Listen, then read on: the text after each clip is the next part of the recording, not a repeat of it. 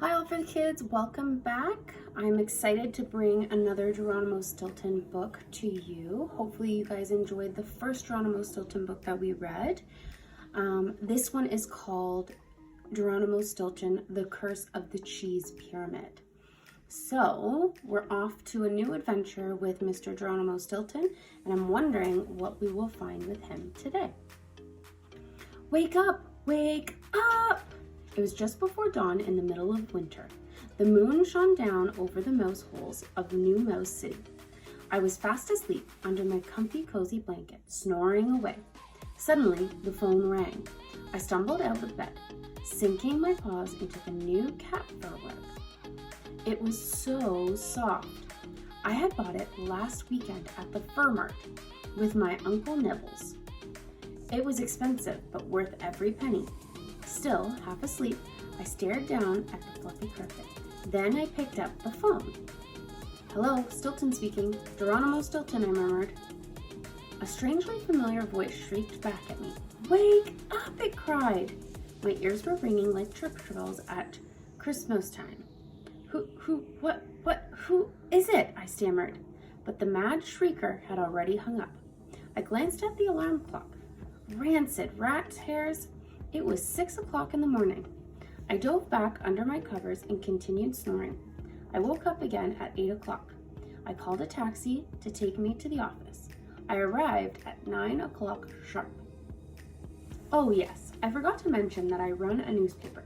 It's called the Rodent Gazette. It is the most popular paper on Mouse Island. I'd like to say the paper is a success just because of me, but I have lots of help. Still, I'm the big cheese at the office. As I was saying, I got to work at 9 o'clock sharp. I opened the door to my office wide and found myself snout to snout with my grandfather, William Shortpaws, also known as Cheap Mouse Willie. Grandfather Willie is a tough-talking mouse. Everyone at the office is afraid of him. That's because he is the founder of the Rodent Gazette. My wallet bleeds. I barely had taken 2 paw steps into the room when Grandfather William began shouting at me. Grandson, how dare you arrive at this hour? He thundered. I cringed. Where had I heard that shrieking voice before? But Grandfather, it's 9 o'clock. This is when the office opens, I explained. Grandfather William just shook his head. Ridiculous, he cried. Do you realize you've slept half of the day away, grandson? I've been here since 6 o'clock. A light went on inside my mouse-sized brain. So, that was the shrieking voice I had heard on the phone this morning. Thanks for the wake-up call, I grumbled. You're spending too much.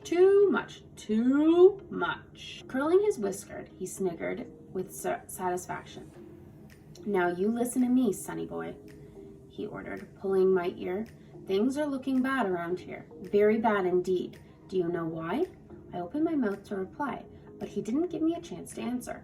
I'll tell you why, he bellowed. Because you're spending too much. You must economize. Then he stuck his snout in my ear. Do you know the meaning of the word, my dear grandson? He hollered at the top of his lungs. I'm talking economize. E as in end this extravagance immediately. C as in cut back on all expenses. O as in on your toes. Things are about to change. N as in no more spending. O as in oh, what a mess you've made of things. M as in mending your ways, grandson, or I'm taking back the firm. I as in I feel sick when I hear such things. Z as in zero. Zilch. No spending. E as in economize on everything. I gulped. Y as in yikes, I thought. I guess it wouldn't be a good time to tell Grandfather William about the expensive leather love seat I had ordered for my office. But Grandfather, I began. He pulled my other ear. Grandfather, my paw. Starting today, I'm keeping track of everything, he shouted, leaving the account book under my snout. I expect to see lots of changes. For example, how did you get here this morning? I chewed my whiskers. Well, I took a taxi, I replied. He slammed his paw on the table. Exactly. This is what I'm talking about. My wallet bleeds when I hear such things. He grabbed me by the tie. Grandson, from now on, you'll take the subway up to work. No, even better, you can come on paw. This way, you'll save on the fare and you'll get in first rat shape. I felt completely dazed and confused. I tried to sit down to catch my breath. But when I looked around for a chair, I realized Grandfather William had already made some changes. Some perfectly horrifying changes. All of my furniture was gone. The desk designed for me by a famous architect, Frank Lloyd Wright, was nowhere in sight. I rolled around in shock. What had happened to my precious leather paw chair? My imported Cheshire cat fur carpet? My expensive artwork? And my priceless library? The office was empty. My heart sank like a big ball of cheese in Singing Stone Plaza on New Year's Eve. I had been robbed by my own relative. A plastic table and a plastic chair were the only pieces of furniture in the whole room. Grandfather looked around satisfied. I sold everything to a second paw dealer, he said with a smug smile. You don't need any furniture, just a chair to sit on and a table to write on. As he spoke, he banged his paw on the plastic table, which began to wobble. Quick as a rat half his age, Grandfather caught the edge of the table before it tipped over. I may have gray fur, he exclaimed, but this rodent's not dead yet. I've still got it.